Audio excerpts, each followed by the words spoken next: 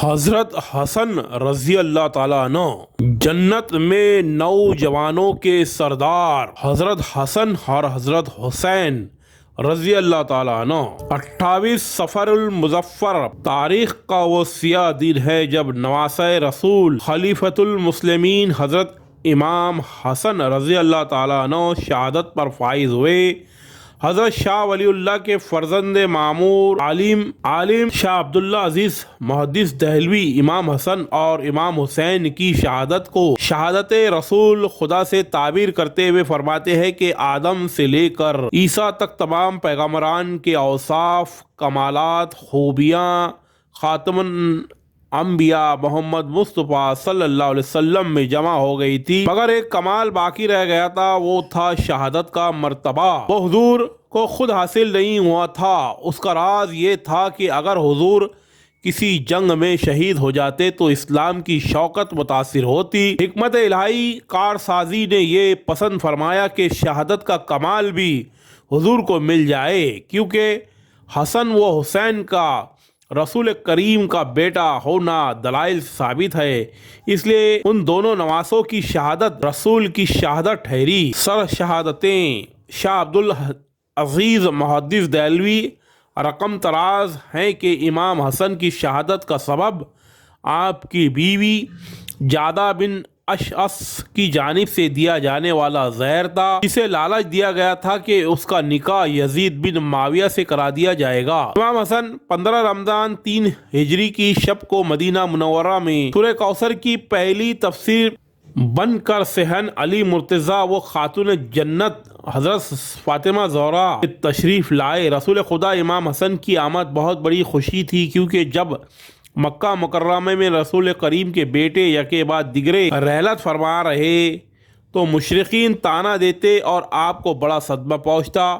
مشرقین کو جواب کے لیے قرآن مجید میں سورہ کوثر نازل ہوئی، جس میں آپ کو خوشخبری دی گئی کہ خدا نے آپ کو کثرت اولاد عطا فرمائی اور مقتول نسل آپ صلی اللہ علیہ وسلم نہیں ہوں گے، بلکہ آپ صلی اللہ علیہ وسلم کا دشمن ہوگا۔ دنیا میں ہر انسان کی نسل اس کے بیٹے سے ہے، لیکن کائنات کی اشرف ترین ہستی سرور کونین حضرت محمد مصطفیٰ صلی اللہ علیہ وسلم کی نسل کا ذریعہ ان کی بیٹی حضرت فاطمہ زہرا یعنی امام حسن و حسین کو قرار دیا گیا۔ عمر ابن خطاب اور حضرت جابر ابن عبداللہ انصاری روایت کرتے ہیں کہ رسول اللہ صلی اللہ علیہ وسلم نے فرمایا، اور ہر عورت کی اولاد کا نسب اس کے باپ کی طرف ہوتا ہے سوائے اولاد فاطمہ کے، میں ہی ان کا نسب ہوں اور میں ہی ان کا باپ ہوں۔ حضرت عمر رضی اللہ عنہ سے یہ بھی روایت ہے کہ رسول اللہ صلی اللہ علیہ وسلم نے فرمایا کہ قیامت کے دن ہر نسب منقطع ہو جائے گا سوائے میرے نسب اولاد فاطمہ اور رشتے کے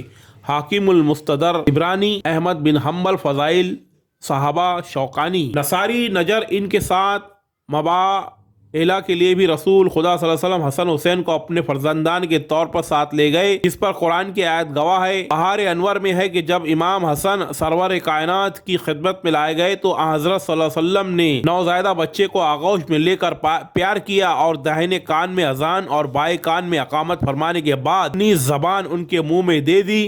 امام حسن اسے چوسنے لگے۔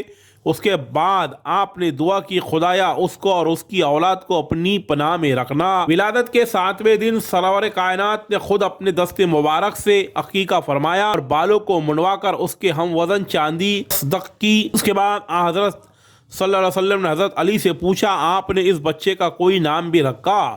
امیر المومنین نے عرض کی، آپ پر سبقت میں کیسے کر سکتا تھا؟ پیغمبر نے فرمایا، میں بھی خدا پر کیسے سبقت کر سکتا ہوں؟ چند ہی لمحوں کے بعد جبرائیل علیہ السلام پیغمبر کی خدمت میں وحی لے کر آ گئے اور کہا، خداوند عالم ارشاد فرماتا ہے کہ اس بچے کا نام حسن رکھیے۔ تاریخ میں یہ مسئلہ تفصیلاً مذکور ہے۔ ماہرین علم النساب بیان کرتے ہیں کہ خداوند عالم نے خاتون جنت حضرت فاطمہ زہرا کے دونوں شہزادوں کا نام انظار عالم سے پوشیدہ رکھا تھا، یعنی ان سے پہلے حسن اور حسین نام سے کوئی موسوم نہ ہوا تھا۔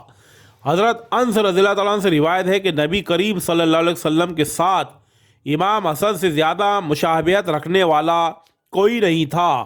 حضرت امام حسن रसूल करीम सल्लल्लाहु अलैहि वसल्लम से चेहरे से सीने तक और इमाम हुसैन सीने से कदमों तक रसूल की शबी थे। खुदा की वही के बगैर कोई काम और कलाम ना करने वाले रसूल खुदा के नवासों से मोहब्बत अल्लाह के नज़दीक मुकाम का अंदाज़ा इस हदीस मुबारक से लगाया जा सकता है। रिवायत है कि रसूल करीम सल्लल्लाहु अलैहि वसल्लम ने नमाज इशा अदा करने के लिए बाहर तशरीफ़ लाए और आप उस वक्त हज़रत इमाम हसन और इमाम हुसैन को गोद में उठाए हुए थे। आप सल्लल्लाहु अलैहि वसल्लम उस वक्त आगे बढ़े नमाज की इमामत फरमाने के लिए और उनको ज़मीन पे बिठाया। फिर नमाज के वास्ते तकबीर फरमाई। आपने नमाज के दरमियान एक सजदे में ताख़ीर फरमाई तो मैंने सर उठाया तो देखा कि साहबजादे यानी रसूल करीम के नवासे आपकी पुश्त मुबारक पर है और उस वक्त आप सल्लल्लाहु अलैहि वसल्लम हालत सजदा में है।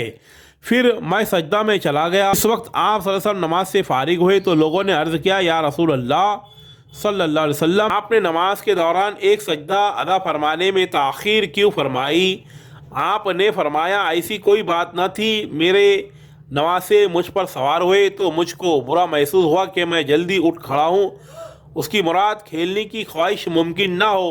सुनन निसाई जल्द अव्वल हदीस नंबर 1146।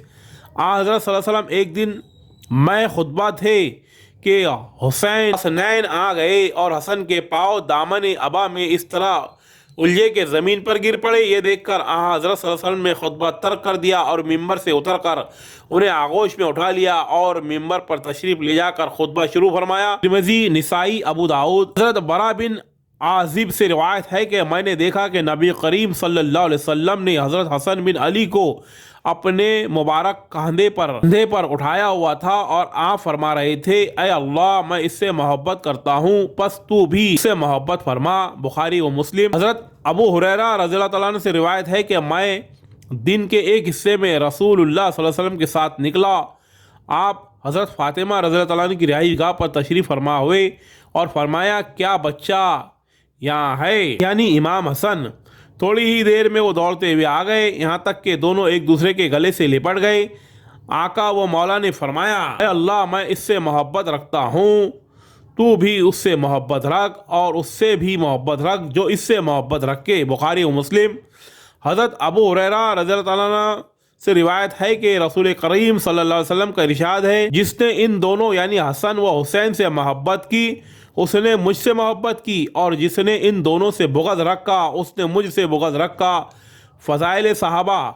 हज़रत इब्ने अब्बास से रिवायत है कि आका व मौला ने हसन बिन अली को अपने कंधे पर उठाया हुआ था तो एक आदमी ने कहा, ऐ लड़के, क्या खूब सवारी पर सवार हो? नबी करीम सल्लल्लाहु अलैहि वसल्लम ने फरमाया कि सवार भी तो बहुत खूब है। तिरमिज़ी। यही हदीस हज़रत उमर इब्न खत्ताब से भी रिवायत है। मसनद बाज़ार, मजमुआ ज़वाइद। हज़रत उसामा बिन ज़ैद से रिवायत है कि एक रात में किसी काम से नबी करीम सल्लल्लाहु अलैहि वसल्लम की बारगाह में हाजिर हुआ।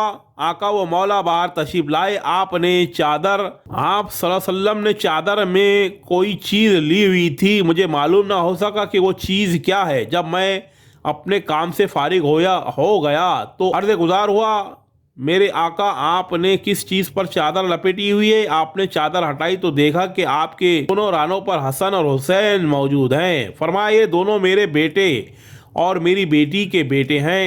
ऐ अल्लाह, मैं इन दोनों से मोहब्बत रखता हूँ, बस तू भी उनसे मोहब्बत रख और उनसे भी मोहब्बत रख जो इन दोनों से मोहब्बत रखे। तिरमिज़ी, सही इब्ने हब्बान। हज़रत अबू हुरैरा रज़ियल्लाहु ताला फरमाते हैं कि हम हज़रत मोहम्मद मुस्तफ़ा सल्लल्लाहु अलैहि वसल्लम के साथ सफ़र पर निकले। रास्ते में आपने हसनैन को यमीन रज़ियल्लाहु ताला अन्हु के रोने की आवाज़ सुनी। आप उनके पास तशरीफ़ ले गए और रोने का सबब पूछा। सैयदा फ़ातिमा ने बताया कि उन्हें सख्त प्यास लगी है। हुज़ूर पानी के लिए मुश्किज़े की तरफ बढ़े तो पानी ख़त्म हो चुका था।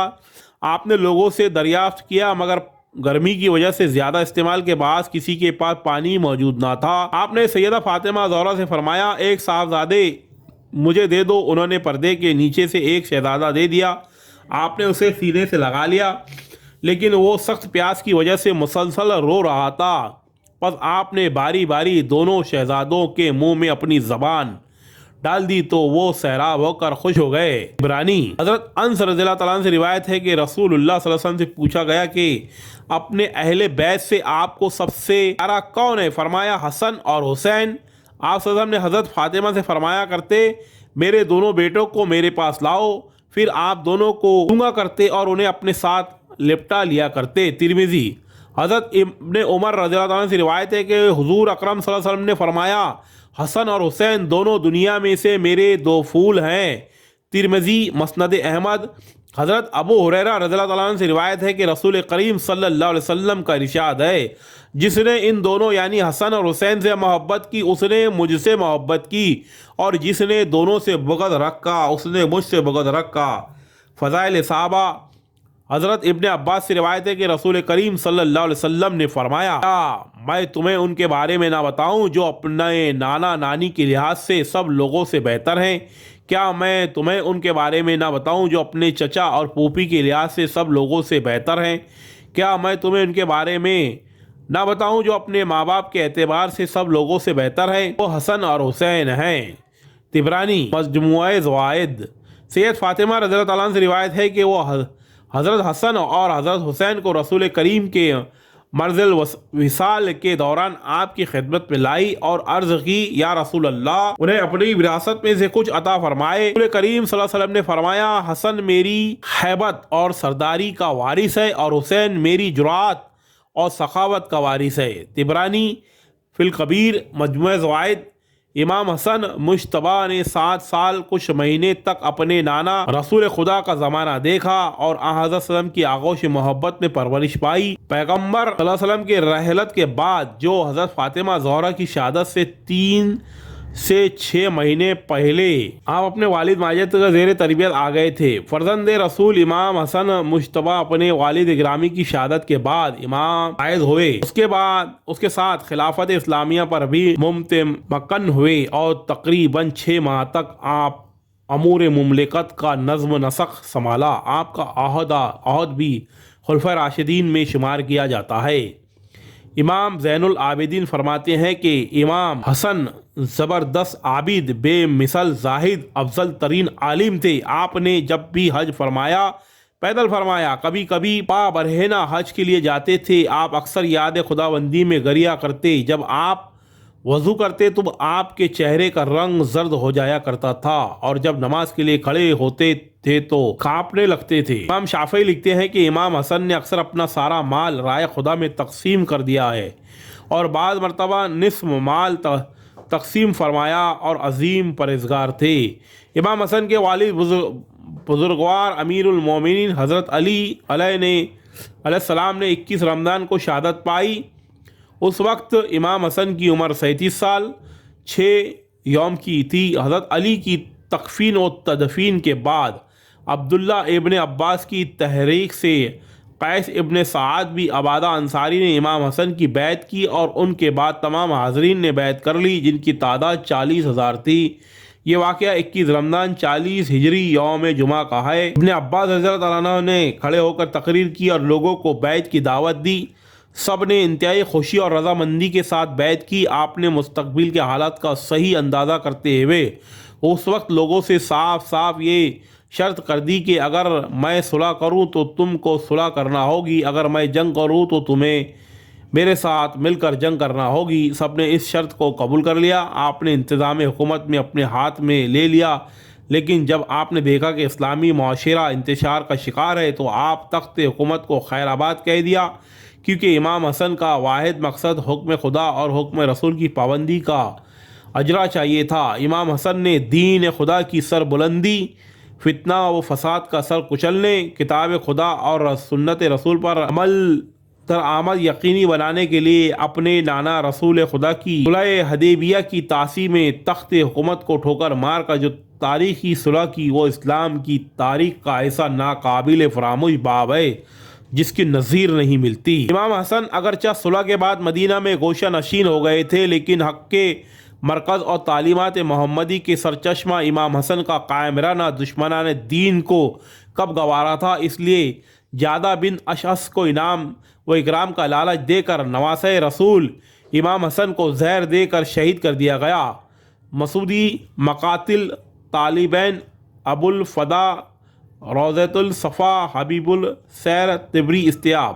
رسول کے پیارے نواسے امام حسن نے 28 صفر 50 ہجری کو شام جام شہادت نوش کیا اور جنت البقیع میں مدفون ہوئے۔ حضرت حسن رضی اللہ تعالیٰ عنہ اور حضرت معاویہ رضی اللہ تعالیٰ عنہ کے درمیان صلح کی شرائط۔ حضرت معاویہ رضی اللہ تعالیٰ عنہ اور حضرت حسن رضی اللہ تعالیٰ عنہ کے درمیان صلح ایک بڑی تاریخی اہمیت کا حامل ہے، اور مورخین نے اس بارے میں بہت کچھ رتب یا یابس چیزیں لکھی ہیں، لیکن روایت کی روشنی میں حقیقت حال اتنی ہے کہ حضرت حسن بصری رحمۃ اللہ علیہ فرماتے ہیں کہ اللہ کی قسم حضرت معاویہ رضی اللہ تعالیٰ عنہ خیر الجلین تھے، یعنی عمر بن عاص رضی اللہ تعالیٰ عنہ سے بہتر تھے۔ انہوں نے حضرت عمر بن عاص رضی اللہ تعالیٰ عنہ سے فرمایا، اگر ایک فریق دوسرے کو قتل کر ڈالے اور دوسرا فریق پہلے فریق کو قتل کر دے تو لوگوں کے معاملات کی دیکھ بھال کون کرے گا؟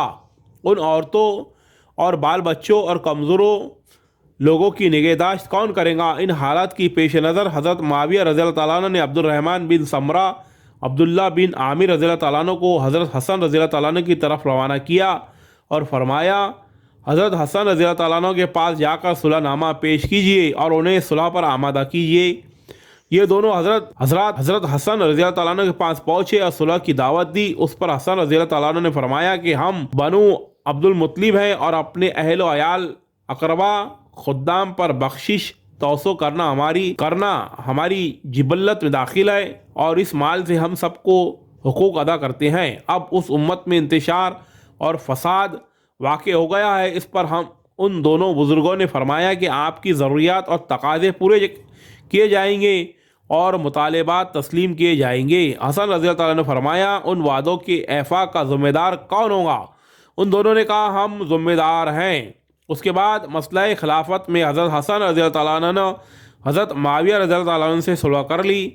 اس مقام پر یہ بات بھی قابل اتفاق ہے کہ مذکورہ صلح نبوت کی عظیم پیشن گوئی تھی۔ نیز علماء کرام نے تحریر کیا کہ حضرت حسن رضی اللہ تعالیٰ عنہ نے حضرت معاویہ رضی اللہ تعالیٰ عنہ کے ساتھ بشرائط صلح و مصالحت کر کے بیعت کر لی تھی اور اس پر راضی و مطمئن تھے، اور جن امور کی انجام دہی کی ذمہ داری قبول کی ان کو بھی پورا کر دیا۔ چنانچہ ابن حجر مکی رحمۃ اللہ علیہ فرماتے ہیں کہ حضرت حسن رضی اللہ تعالیٰ عنہ اور حضرت معاویہ رضی اللہ تعالیٰ عنہ کے درمیان صلح کے جو شرائط طے ہوئے تھے ان میں سے جو معتبر کتب میں موجود ہے وہ درج ذیل ہے۔ نمبر 1، کتاب اللہ، سنت رسول اللہ اور سیرت خلفائے راشدین پر عمل درآمد کرنا ہوگا۔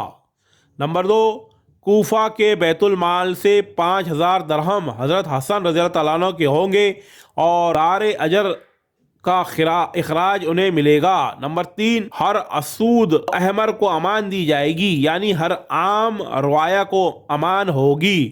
نمبر 4، حضرت معاویہ رضی اللہ تعالیٰ عنہ کے بعد خلیفہ کا تقرر شورا کے فیصلے پر موقوف ہوگا۔ ناظرین، میں نے آپ کے سامنے حضرت حسن رضی اللہ تعالیٰ عنہ کی زندگی کے واقعات آپ کے سامنے پیش کیے۔ اس طرح کی مزید معلومات اور دلچسپ واقعات کے لیے آپ ہمارا چینل زبیر نذیر سر کو سبسکرائب کریں، لائک کریں، شیئر کریں، تاکہ ہم اس طرح کی نئی معلومات آپ کو پیش کر سکیں۔ میں زبیر نذیر سر ملتا ہوں آپ کو نئے ویڈیو میں نئی معلومات کے ساتھ۔ اللہ حافظ۔